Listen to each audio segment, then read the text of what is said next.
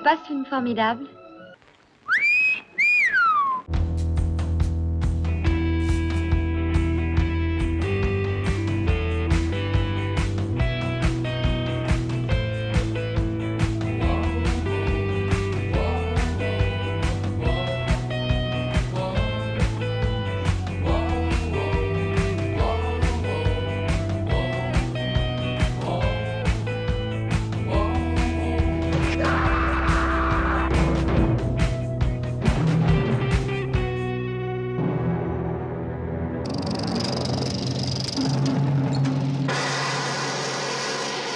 C'est bien par cette période de canicule, parce qu'on a quand même traversé une période de canicule épouvantable. Et 7 ans de réflexion, c'est le film qui se passe en pleine canicule, quoi. On a souffert de la canicule. Enfin, pas toi, t'adores ça, mais les gens crevaient dans leur appartement de chaud, quoi.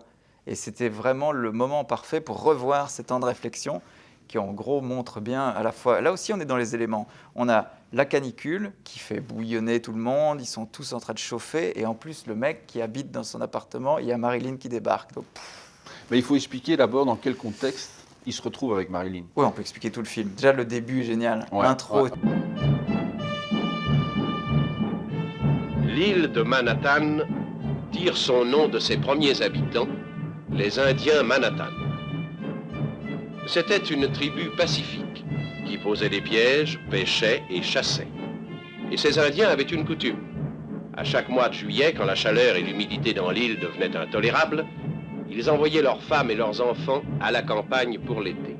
Le début est génial parce qu'en gros, il t'explique que New York, ça a été créé par les Indiens et tout, et que les Indiens, ils laissaient les femmes partaient, et pendant que les femmes partaient, les Indiens restaient pour chercher une nana. Il caricature l'homme à l'animal sexuel, quoi.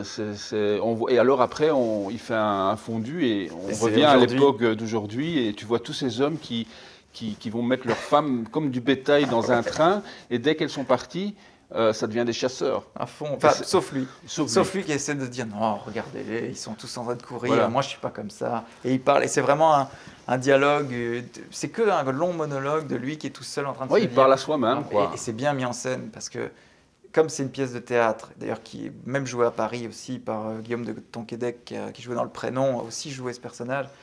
Et ça pourrait être du théâtre filmé. Parce qu'il se parle tout seul, il parle au spectateur, il dit « Ah non, je suis pas comme ça, ma femme, je l'adore, machin ». Donc c'est vraiment du théâtre filmé. Sauf que Wilder fait des transitions où il imagine des séquences, où il imagine « Ah, j'aurais pu tromper ma femme avec ma secrétaire ». Et hop, on voit un panneau fondu enchaîné, tac, on est dans le bureau avec la secrétaire qui le drague à mort. Ce sera tout, mademoiselle Morris.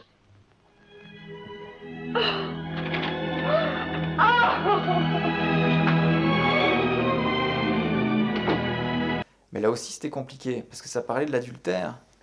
Et c'était un des trucs interdits par le code Hays. On ne pouvait pas faire une comédie sur l'adultère. C'était interdit, ça faisait partie des clauses. Et donc, ils ont eu énormément de mal pour ce film. The vulgar, the cheap, and the tawdry is out. There is no room on the screen at any time for pictures which offend against common decency. And these, the industry will not allow. Il y a des répliques qui ont été sucrées de la pièce. Le dramaturge, c'est incroyable, on ne peut rien dire. Donc il fallait à chaque fois détourner. Ouais, il y a plein de sous-entendus, mais c'est fait d'une subtilité c'est incroyable. Le principe de Wilder, c'est qu'il arrivait à jouer et aussi à manipuler Marilyn, parce qu'elle était chiante, mais il arrivait à faire en sorte que ça passe, il rigolait, il essayait de... C'est vrai. Lui, c'était vraiment un malin, quoi. Je sais le faire aussi, poussez-vous.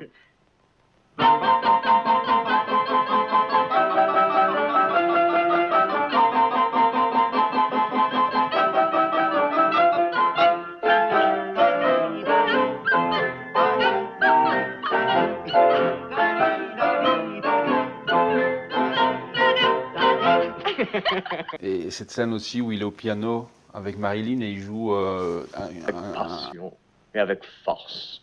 Elle a passé vite. Et non, mais cette scène, elle est géniale, quoi. Et alors, il rentre dans son rêve et il explose, quoi. C'est dingue. Je ne trouve rien à dire, sauf que je suis vraiment désolé. Je comprends vraiment pas, c'est la première fois que ça m'arrive. Vraiment? Ah bah moi, ça m'arrive tout le temps. Moi, oui, ouais, cette scène qui était une scène coupée, la scène dans Ah, la dans la baignoire. baignoire. His eyes bulging.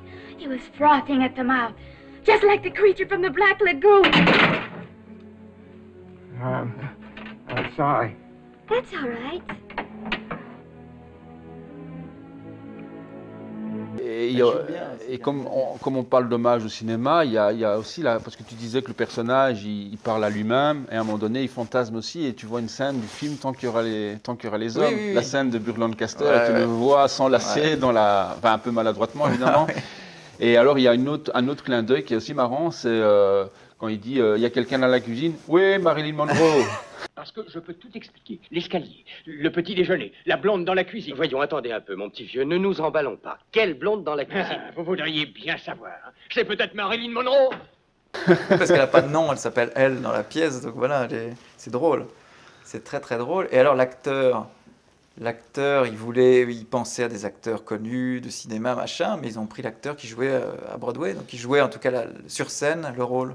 Bah, c'est vrai, mais bon, C'est une bonne idée, hein, c'est une bonne idée. Hein. Mais ils avaient pensé à d'autres acteurs, ils ont Walter essayé. Matthau, mais il était Ouais, pas... il a fait les essais d'ailleurs. The old nostalgia. Never misses. Never misses. What am I trying to do? I'll call her up and I'll tell her not to come, that's all. Why ask for trouble? Mais c'est un film Enfin, moi, c'est peut-être un de mes préférés de Marilyn, quoi. Parce que je pourrais le revoir encore. Ouais, D'ailleurs, non, je l'ai revu, je l'avais vu il y a très longtemps, j'avais adoré. Puis je me suis dit, je vais me le refaire. Et c'est... Voilà, C'est un top film, hein, ça moi, c'est j'adore sûr. ça, comment elle arrive. Lui, il est là un peu, il tombe dessus, il tombe des nues, quoi. Il la voit rentrer. C'est drôle. Et puis elle est au-dessus. Lui, il est en train d'imaginer sa femme, parler avec sa femme qui est en face de lui sur le transat en surimpression. Puis après, il se lève, boum, il y a le pot de géranium ou je sais pas quoi qui tombe sur le truc. Vous avez failli me tuer et tout ça. Elle apparaît à poil. Que se passe-t-il? Vous en avez de bonnes. Cette espèce de grand pot de chambre en fonte a failli me tuer en tombant. Voilà ce qui... Oh, c'est vous. Oh, bonjour. Que s'est-il passé? Oh, mon Dieu, c'est le plant de tomate qui est tombé. Et comment? Oh, je suis vraiment désolée. Oh, n'y pensez plus, ce n'est rien. Ce n'est rien. Regardez ce pauvre fauteuil. Oh, je vous le paierai, bien sûr, pourvu que ce ne soit pas un meuble ancien qui coûte un prix fou. Pas du tout, c'est du moderne, de la camelote. On imagine tout, C'est quoi. ça, il y a un climat de chaleur durant tout le film, quoi. On imagine tout, on Ouais. imagine les sous-vêtements dans le truc, elle va changer. Tu vois, il y avait une force de suggestion dans ces films-là, où il n'y avait pas besoin de montrer des nibards, tu les imaginais, quoi. Tout à fait, ouais. C'était... ouais, c'est malin. Tout est suggéré. Tout est suggéré. Il y a très peu de moments en dehors. Il y a le début, l'intro, où c'est en dehors, et puis il y a des moments où on le voit sur son lieu de travail, le personnage principal, mais sinon tout est dans l'appartement et on a envie d'être dedans, quoi. C'est un film qui n'a pas, allez, qui est encore moderne aujourd'hui en fait, hein, tout à fait. Hein. Ouais. Mis à part qu'on voit que c'est dans les années 50, mais pour le reste, c'est un film que tu pourrais refaire un remake aujourd'hui sans problème. Quoi. Ouais. Non, il est. D'ailleurs, il est joué régulièrement sur scène, donc ça marche toujours. Qui s'amuse à balancer des pots en acier par sa fenêtre? On peut pas parler de ce film sans parler de la scène avec la robe, Qui n'est pas dans le film. qui n'est pas dans le film. Elle est dans le film, elle n'est pas, Pas- l'image qu'on voit Bah, de il faut- cette scène. Il faut savoir qu'au Elle est départ, ils ont voulu la tourner en décor réel. Ils l'ont fait en décor réel, mais c'était intolérable. Il y avait des sifflements. Voilà, il y avait, d'ailleurs, on peut voir sur les photos. Bah, en fait, le début de la fin de leur mariage a commencé là, puisqu'en Ouais. fait, Très il y a, jaloux. comme tu dis, on peut le voir sur les photos qui documentent ce moment.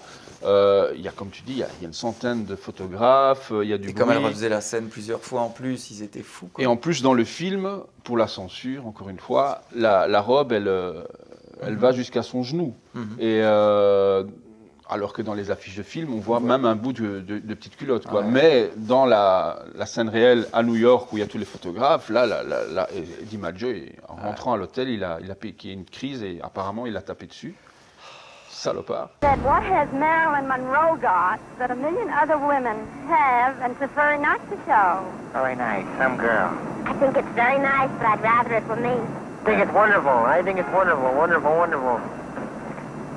Well, it's pretty vulgar, if you ask me. Maintenant, le seul problème, c'est qu'avec ce film, donc il n'y a rien à dire, je crois que c'est le film, la comédie qui a le mieux marché dans cette année-là, mais pour Marilyn, ça marque un peu une coupure dans ses rêves de rôle dramatique. À partir de ce moment-là, mis à part les désaccès, qui est encore différent parce que c'est son mari qui a écrit pour elle, elle n'aura plus vraiment de rôle à proprement dit sérieux.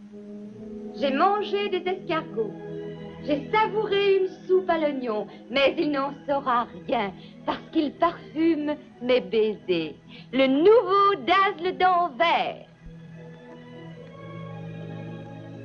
Et maintenant que vous m'écoutez tous, je veux prévenir toutes les jeunes filles et les femmes de New York qu'elles se méfient d'un homme très dangereux, perfide, redoutable, un homme marié qui habite le rez-de-chaussée de ma maison.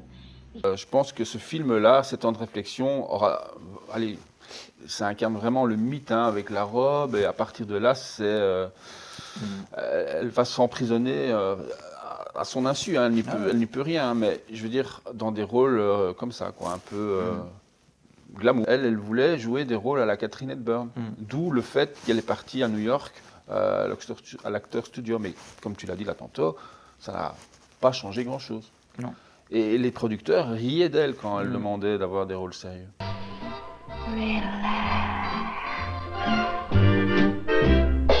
Par contre, celui qu'on va conseiller maintenant, qui, bah oui, ça... Ça, c'est enfin, peut-être pas pour moi, mais... C'est pas mon Wilder préféré, mais t'as raison. C'est considéré comme la meilleure comédie de tous les temps. Certains l'aiment chaud. Certains l'aiment chaud.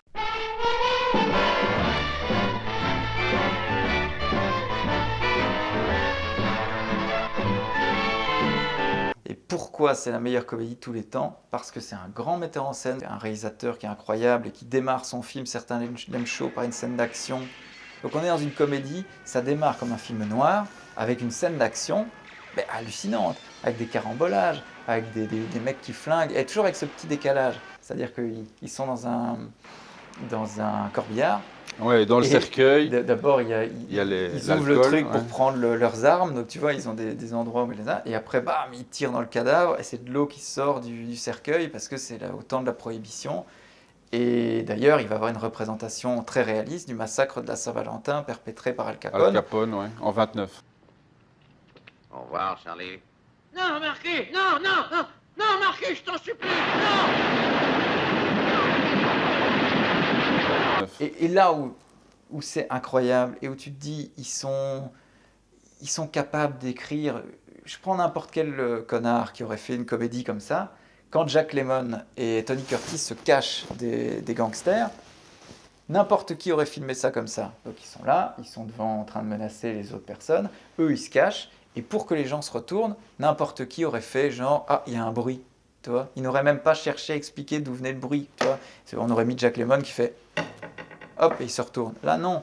Comme il y avait un pompiste qui avait mis de l'essence dans la bagnole, le pompiste a été pris en otage par les gens de la pègre, mais le truc est resté dans le réservoir. Et donc, le réservoir se remplit pendant tout le temps, et hop, ça déborde, le truc tombe, les gens se retournent et voient Jack Lemmon et machin. Donc, t'imagines, t'écris ça. Ouais, ça, c'est vrai, c'est très subtil, quoi. C'est incroyable. Ils se cassent le cul pour dire comment ils vont se retourner.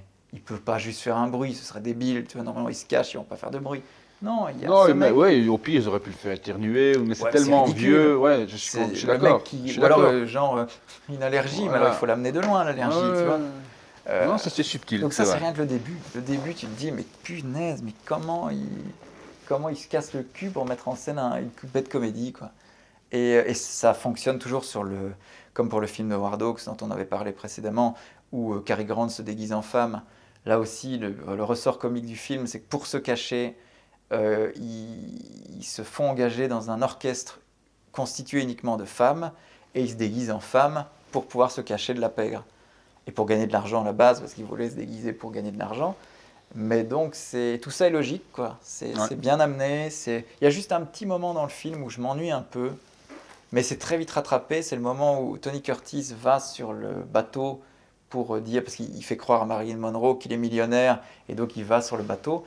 Là, il y a un petit moment de flottement, mais qui est rattrapé très vite par le basculement où on voit Tony Curtis qui emballe Marilyn et Joey Brown qui emballe Jack Lemmon en femme. Ah, avec le tango. Avec les... Tu vois, je t'aime, machin, et après...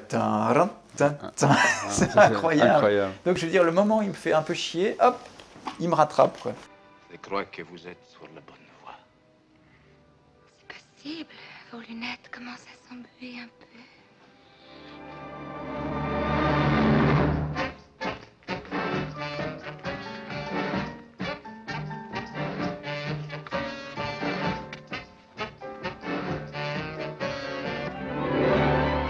Et tu savais que certains lame show, c'est pas vraiment un remake, mais inspiré de 2 films. Je te laisse prononcer le...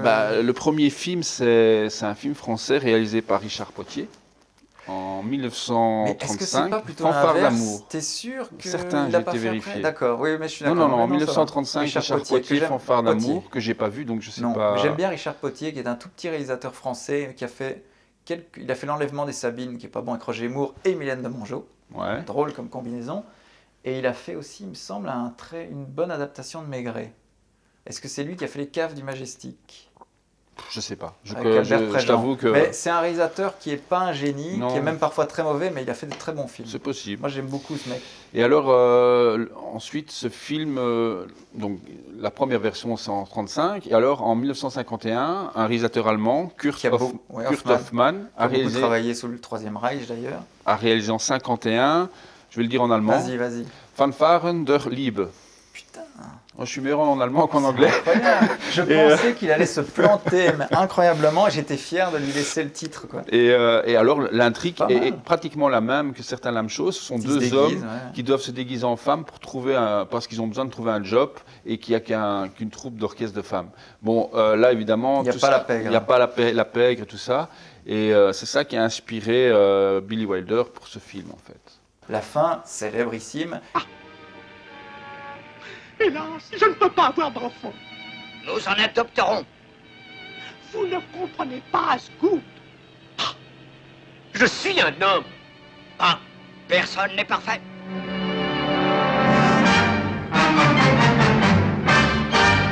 C'est une des meilleures C'est répliques génial. de fin de Alors de que l'histoire lui, du il cinéma. dit, apparemment, c'était vraiment juste une phrase pour clôturer le film. Ouais, Tu vois, c'est il n'y ça, avait pas mais- vraiment derrière Parce que c'était un truc qu'on disait dans la vie, en fait. Hein. C'était une réplique. Mais après ça coup, tombait tu super dis, bien.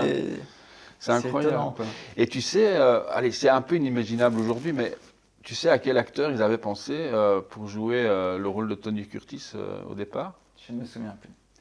C'est difficile à imaginer, mais c'était Frank Sinatra. Ah oui, c'est vrai. Ouais. Et en fait, Ouais. faut savoir, Frank Sinatra, donc Billy Bon, Wilder a Pourquoi pris. pas, ça aurait été une erreur. Non, mais à mon avis, il n'était pas. Enfin, je ne sais pas s'il n'était pas intéressé, mais Billy Wilder a pris rendez-vous avec Frank Sinatra et il n'est jamais venu. Et du coup, franchement, je préfère, quoi. Et du coup, oui, moi aussi. Et du coup, ensuite, ils ont su que Marilyn était intéressée par le rôle. Donc là, ils avaient Ouais, leur, c'était tranquille. là, ils avaient leur grosse vedette. Et Tony Curtis voulait jouer dans le film. Lui, c'est lui qui s'est proposé. Ouais. Parce que au départ, il ne voulait pas de Jack Lemmon. Parce Ouais. que pourquoi? Il n'était pas assez Ouais, connu. ouais. Mais une fois qu'ils avaient Marilyn Monroe et Tony Curtis, ils pouvaient se permettre de prendre Jack Lemmon. Et pour Jack Lemmon, ça sera une grande rencontre. Ah oui, Ils vont tourner ses meilleurs 7 films. films ensemble. Hein. D'ailleurs, le meilleur film de Billy Wilder, un de ses meilleurs, c'est L'Appartement avec Jack Lemmon. C'est un des meilleurs parce qu'il combine tout. C'est à la fois tragique, triste, drôle. Il y a tout dans ce film. Je préfère à certains Lame Show d'ailleurs. Si je dois conseiller un film de Wilder, c'est celui-là. Et moi, mon péché mignon chez Wilder, c'est La vie privée de Sherlock Holmes. Ça, c'est celui que j'emporte. Si je dois en prendre un de la filmographie de Wilder, c'est celui-là. C'est à la fois comique, mais c'est un vrai Sherlock Holmes. Donc il a vraiment réussi un tour de force terrible. Il a fait un film... il a fait le remake de L'Emmerdeur, je crois. Ou le remake d'un film français, en tout cas, avec Klaus Kinski. Ça, je sais pas. Klaus Kinski, il joue un médecin.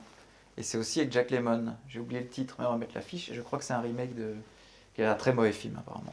Ça marque vraiment l'apogée et le début, je pense, de sa collaboration avec son scénariste Is Diamond, qui a fait tous ses films, pratiquement, et qui est vraiment un binôme parfait pour Wilder, quoi, hein, puisque toutes les plus grosses comédies de Wilder, c'est avec lui, quoi. C'est une collaboration parfaite. Et le noir et blanc. Revenons à ce noir et blanc qui est quand même une audace. Oui, parce le que film est en c'est noir et vrai blanc. que normalement, en plus, Marilyn ne voulait plus jouer dans des films en noir et blanc. Elle exigeait dans son contrat de tourner dans des films en couleur. Mais comme il y a un hommage à la pègre,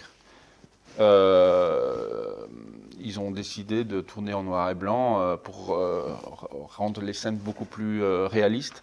Et il y a plusieurs hommages au film Scarface. Et à un autre film aussi. Et notamment, à un moment donné, il y a une scène où un gars joue avec une pièce. Et tu as George Raft qui lui dit... George Raft qui fait partie du casting de Scarface. Ben, c'est ça. Et ben, dans cette scène, il lui dit où as-tu trouvé un truc aussi ringard? Tu vois? Je te verrai au banquet, le marquis. Où est-ce que tu as appris à faire ça? C'est un chouette petit... Il y a une autre référence à un autre classique du film noir avec James Cagney, qui est Ennemi public, puisqu'à un moment, il veut lui faire fermer sa gueule en prenant un pamplemousse. Espèce de triple idiot! Dans Ennemi public, où il écrase le pamplemousse au visage de l'actrice, quoi. Une scène atroce pour l'actrice qui a dû subir le pamplemousse dans les yeux, quoi. I want you to know I love you very much. Shut up! Voilà. Il y a aussi la scène avec le gars qui sort du gâteau. Et c'est le fils d'Edward J. Robinson. C'est Edward J. Robinson Jr. Donc, qui aurait eu une relation avec Marilyn et le fils de Charlie Chaplin dans le livre de Joyce Carol Oates, Blonde.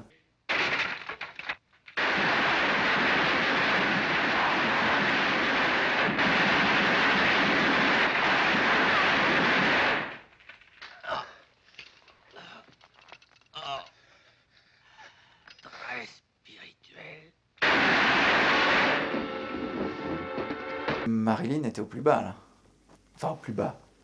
Le physique de Marilyn n'est plus du tout le physique de l'époque Rivière sans retour et Niagara. Elle est enceinte. Elle est enceinte. Et les photos de promotion, c'est pas elle sur les photos. Non, c'est une doublure. Oui, ils ont changé le visage. Ils ont juste un peu maquillé, machin, pour qu'elle ressemble. Et d'ailleurs, dans la chanson, c'est dans ce film-là qu'elle chante I Wanna Be Loved by You. Poupou-pidou. D'ailleurs, on la voit, elle est filmée jusque-là. Parce elle est belle aussi, ça, très charnue. Ça lui va bien. Malheureusement, les journalistes ne le savaient pas et ils l'ont critiqué. Non, elle est toujours aussi belle, mais voilà, le physique de Marilyn change aussi beaucoup à cette époque-là. Marilyn était enceinte. Billy Wilder est alors venu me voir. J'ai besoin d'une doublure pour les photos publicitaires. Pourriez-vous les faire avec Jack Lemmon et Tony Curtis? L'idée était d'utiliser mon corps et son visage. Au final, ça a très bien marché.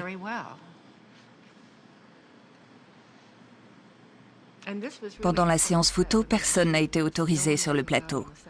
Je ne l'ai jamais su. Personne ne l'a su. Moi non plus. Je vous jure, personne ne savait. Et alors, pour beaucoup de gens, il faut bien se dire, c'est pas du tout un film sexiste ou misogyne. Parce que quand on voit au début du film les personnages, par exemple, de Tony Curtis, au fond, c'est un gars qui n'a pas, au début, beaucoup de respect pour les femmes. Il les traite un peu comme juste pour le plaisir, quoi, tu vois. Et ce qui est intéressant, c'est que une fois que les rôles sont inversés, une fois qu'ils sont en femme, ils doivent subir le regard des autres. Et là, on peut ressentir, mesdames, ce que vous ressentez quand des hommes vous manquent de respect, vous regardent comme du bétail. Non, moi, c'est pas vrai. Et ça, c'est intéressant. Par exemple, avec le groom qui court derrière Jack Lemmon, et qui est petit, il mesure 1m20, mais il parle comme un gros pervers. Fiche le camp, tu entends? Ah, c'est comme ça que je les aime rablés, kilottés. Et l'apparition de Marilyn, sublime quand même. Elle apparaît, donc il la voit arriver de loin, et le train siffle. Ah oui, bien sûr. C'est sublime ce moment-là.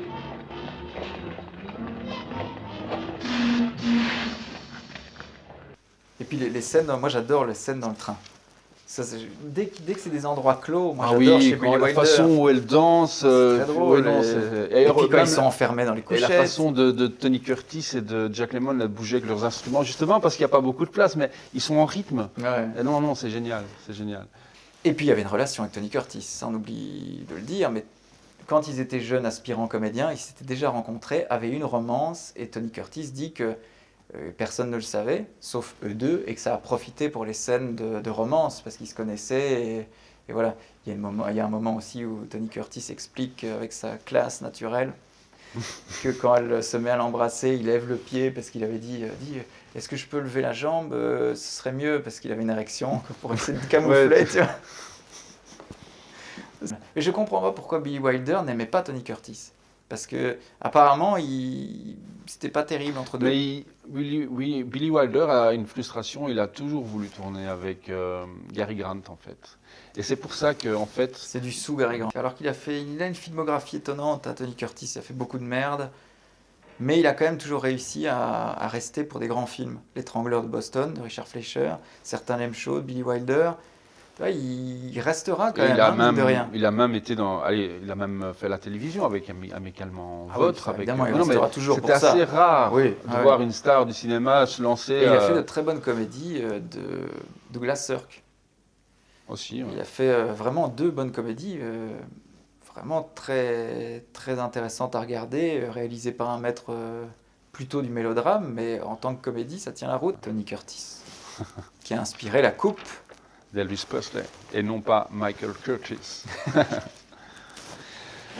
Voilà, qu'est-ce que vous voulez dire de plus le film sortira en mars 59, et comme tu dis, grâce à tous ces sous-entendus, que la censure, finalement, le film ne fera pas trop scandale, excepté à Memphis et à Kansas City, où le film sera même pas, il sera interdit en fait, il sortira même pas. Mais le film obtiendra un énorme succès, et comme je l'ai dit là tout de suite, c'est considéré comme le plus grand film, enfin la plus grande comédie de tous les temps. Et alors il y a encore, pour terminer avec ce film, il y a 2 films qui me font fort penser à certains Lam Show, qui sont tournés après, c'est Tootsie, et alors surtout Madame Doubtfire. Les renforts sont en route! Madame Doubtfire, je vole à votre secours! Voilà, j'espère qu'on a terminé, je pense, avec notre cycle Marilyn. Nous avons fait ces épisodes pour vous, j'espère que ça vous a plu. Et sinon, on se retrouve bientôt pour d'autres aventures et d'autres nuits blanches faites de bonnes séances. Nous vous remercions pour toutes les vues déjà que vous nous avez données. Nous espérons que ce que nous faisons vous plaît. Si vous aimez, n'hésitez pas à liker, abonnez-vous. On vous remercie, on vous dit à bientôt et bye bye. Et bonne séance. Bonne séance. Ciao. Good night, honey.